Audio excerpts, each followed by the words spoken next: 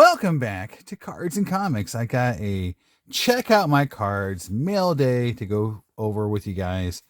So this is really a bunch of 90s cards I've been buying off of Check Out My Cards, and pretty stoked to be able to kind of share what I've been buying on COMC. Not sponsored by COMC. I just really got into buying and selling on there in a couple, right before the National. And I wish I had done it earlier, honestly, because it's such an easy platform to sell on. It's definitely a bargain hunter's platform. So, you're not going to sell probably and get the, let's say, the most for your cards there a lot of times. But the thing about it is it's great to sell cards that sometimes, aren't easy to sell. For example, I sell a lot of cards in the $1 to $2 range, or 50 cents. And so to me, that's a card price that I normally don't even take with me to card shows. If I do have a dollar box, it's going to be one of, I might have, one of those, but it's not a focus. I'm trying to sell some bigger dollar cards. So on COMC, I can just throw a bunch of stuff in my inventory and just accumulate. And then when I get to a certain amount of sales, I can then buy something. Or I've been grading as well, getting a lot of cards graded that I've been buying. In fact, I just had 2 pop today and I got pretty good grades. So, very cool. I'm very stoked, how it's going. I've had a lot of 9s and 110, and with current state of grading, that's pretty good for what I've been getting recently. So I'll share a video on that, kind of grading through COMC, and give you an update on what I've been getting. So the one thing I don't like is COMC just puts tons of paper tags on all your cards. So you kind of have to peel everything off. First card up here is a 1997 Pinnacle Artist Proof, Barry Sanders. Let's see if I can get some better light on it. And there you go. It's a cool Dufex card. It's one of those cards that I just have always enjoyed. The Dufex cards. I know there's a huge following, and the good thing about them is a lot of times they're pretty darn cheap. Now it is in a BGS holder, and I'll replace the sleeve. Well, the sleeves are a little beat up, but there you go. You can kind of see the full glory of that Dufex. Here is the back. So it's probably my favorite year for Dufex base cards and artist proof. So they had museums and artist proof. You can see this holder is really trying to wipe it off a little bit. It's definitely needs some Windex, and it's not been kept the greatest condition, so I'll clean it up a little bit. There you go. Barry Sanders 97 artist proof. Just a beautiful, beautiful card. Go. All right, next up, let me peel all the stuff off of it. Now take it out of the sleeve, and there's 3 pieces of cardboard, pieces of paper on every card. So that seems a little excessive. You need 3. This goes for my Griffey refractor set. Again, the cards are kind of dirty, so I don't know what that is. But it's the 97 Bowman's Best Cut refractor. So I've got the Atomic. This is the base refractor. It was pretty cheap, so I picked it up and had it shipped to me. Again, not expensive, but it's just a card I needed for my set. I'm glad I got it graded. And it's just, the Atomic is, for this card is, I think, one of the best looking cards from the entire set is the Atomic Best Cuts.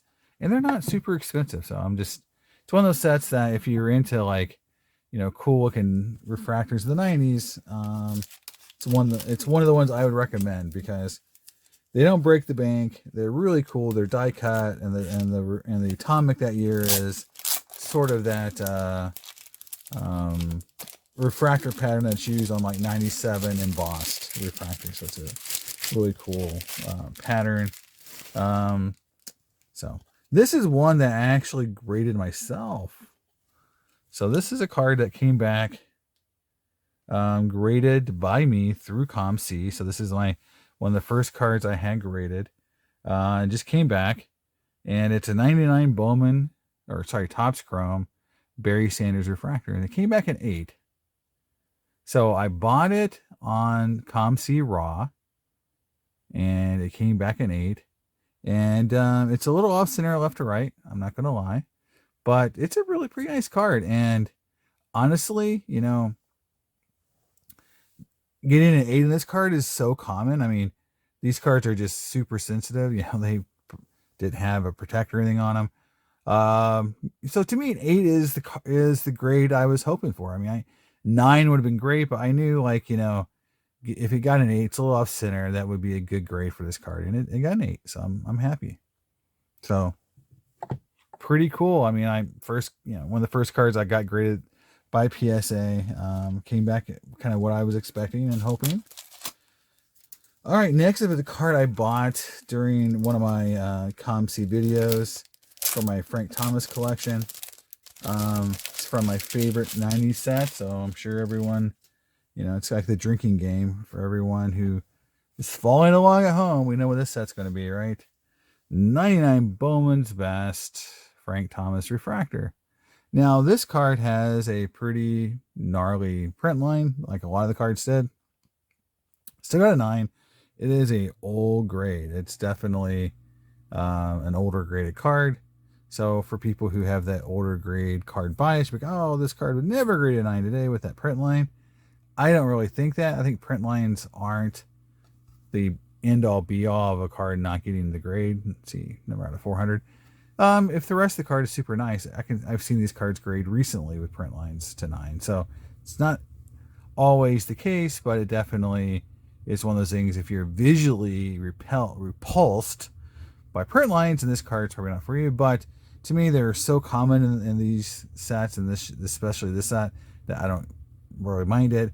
And I like having this to go with the atomic refractor that I just picked up, which, you know, I can kind of show you so you can kind of see them together, because this card hasn't been graded yet. And, you know, I'm getting obviously some cards put together for an order, but here are the two cards side by side. You can kind of see the difference in refractor pattern between the base and the atomic. There you go. So this now completes the little rainbow of 99's Bowman's Best. There you go.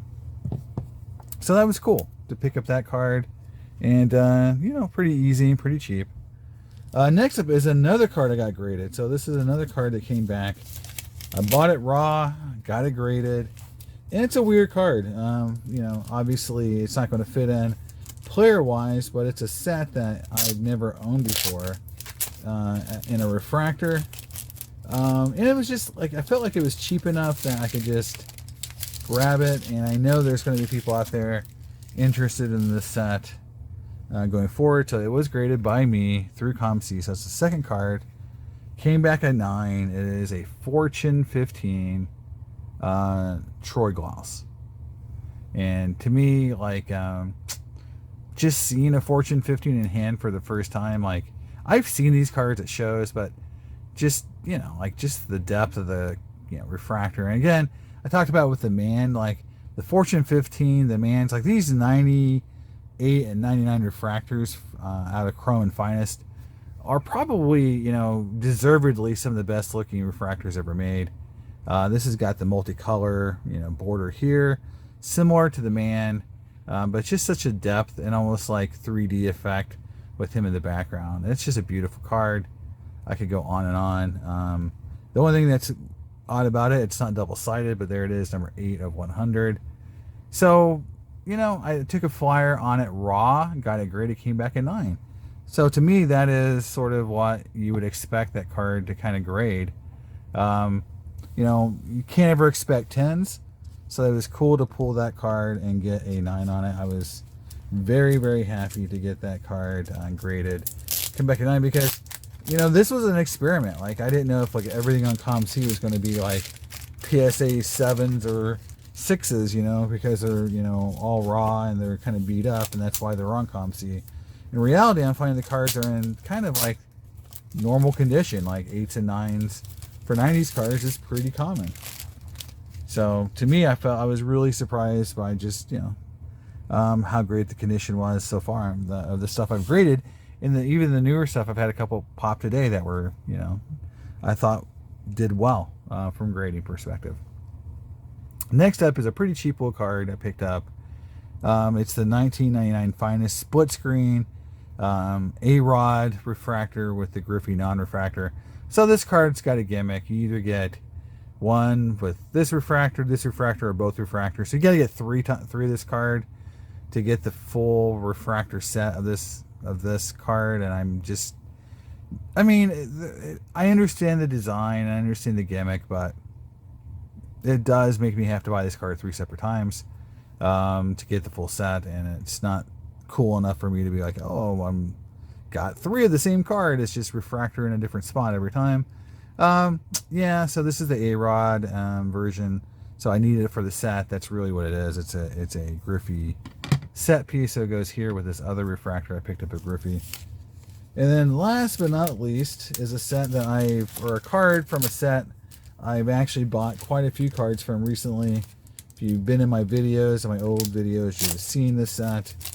And a lot of people don't like this set. It's one of those really polarizing sets from the 90s that some people, I really like it just because of the simplicity of it. But I've had a lot of guys who collect a lot of 90s cards telling me like they hate it because it's so expensive and it's kind of a very plain set. But it's the 98 Fleer Vintage 63 set. So it's the gold version of the card. And it is, they call it Vintage 63, but I've always called it the gold version because this part's gold versus I think it's like yellow or whatever. And then the back, you see them numbered. This one's out of 63. Pretty old number for this time period, and so hard to get. It's a cool Hall of Fame player, and he wasn't breaking the bank. And so the best card I've picked up of this from this set so far is the Cal Ripken. So again, I've got all those cards ready to get shipped out to be graded as well. So I'm building up probably another 15 to 20 card PSA order. Plus I've got cards that I'm going to get sent off to SGC that are kind of like regrades, or, I'm a little disappointed in some of the PSA grades. So I'm going to try send a few of them to SGC just to see what the difference is. So I've got, an SGC order and a PSA order I'm going to be putting together pretty soon. I'll share those with you guys and kind of walk through what I'm doing there. But this is all from COMC. And again, this a couple cards I graded myself, which was this Fortune 15 and this Barry Sanders. Came back, what I was expecting. So that's really cool. And again, I've got another batch of cards I've been buying and grading that's going to be coming in probably before the end of the year. So this is kind of like round 1, but this is fun. I'm really enjoying. And then all these are purchased from funds from me selling cards on COMC. So these were all purchases I made on COMC by selling all my hockey and Marvel cards I had just laying around on COMC or on ePack. And so it's cool to pick up, really, like this, Barry Sanders card, the Frank Thomas card, these Griffey cards, this Barry Sanders, they're all part of my PC. So, being able to pick up PC cards and then just picking up cool inserts from the 90s, like this Fortune 15 refractor, it's just fun. And so I'm having a lot of fun with it. It's a great way for me to, sell part of my collection and reinvest in other cards I like better. So let me know what you guys think about these cards and, what your experience has been on COMC, just in general, I'm pretty excited about grading through COMC. It seems like I'm getting very predictable results through COMC's grading, which I don't know what that says about PSA, if it's good or bad, but it just means like everything's been coming back either what I expect or even maybe a little higher than I thought. So just my experience so far. So let me know what you guys think in the comments. I'll see you next time on Cards and Comics. Bye.